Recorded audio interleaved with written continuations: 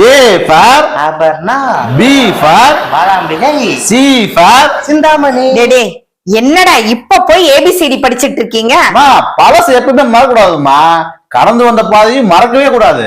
அதுக்காக இப்ப போய் ஏபிசிடி படிப்பீங்களா? படிச்சதெல்லாம் மறந்துடக்கூடாது, அதனால படிக்கிறோம். அது சரிடா. அது என்ன ஒவ்வொரு எழுத்துக்கும் பொண்ணுங்களோட பேரா சொல்லி படிச்சுக்கிட்டு இருக்கீங்க? நாங்க என்ன பண்றது, வீட்டுல அப்பா இப்படிதான் சொல்லி கொடுத்தாரு. என்னது, அப்பா இப்படிதான் சொல்லி கொடுத்தாரா? ஆமாம்மா, உங்களுக்கு ப்ரூவ் பண்ணட்டுமா? நீங்க இப்படி அங்க ஒளிஞ்சுக்கங்க. அப்பா, மை டியர் டாடி. என்னடா அப்பா, இவனுக்கு ஏபிசிடி மறந்துருச்சான், கொஞ்சம் ஞாபகப்படுத்துங்க. இவன் ஒருத்தன் இப்ப பாச மறந்து தொலைகிறான். ஏண்டா கடந்து வந்த பாதையை மறக்க கூடாது, புரிஞ்சுக்கோ. சரியப்பா, ஏபிசிடி சொல்லித்தாங்க. சொல்றான் கேளு. A for Aishwarya. அப்பா, அப்ப மட்டும் ஏ ஃபார் அபர்ணான்னு சொல்லி கொடுத்தீங்க, இப்ப ஏ ஃபார் ஐஸ்வர்யான்னு சொல்லி கொடுக்குறீங்க. அது பழசுடா, இது புதுசு. அப்போ பி ஃபார் பிருந்தா.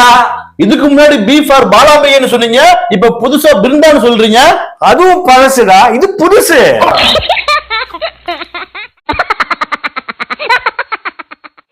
அப்பா, அப்பனா சி ஃபார் சிந்தாமணி தானே? Chintamani is very very old, ரொம்ப ரொம்ப பழசு.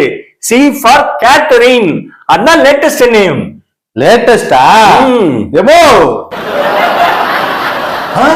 உன் புருஷன் வந்திருக்காக, எங்களுக்கு ஏபிசிடி சொல்லி தராக, நீங்க கேட்டு கத்துக்கங்க. எம்மா, சிந்தாமணிங்கிற வெரி வெரி ஓல்டு நேமா, நீ ரொம்ப பழசாயிட்டியம்மா இந்த மனுஷன் சொல்றாரு.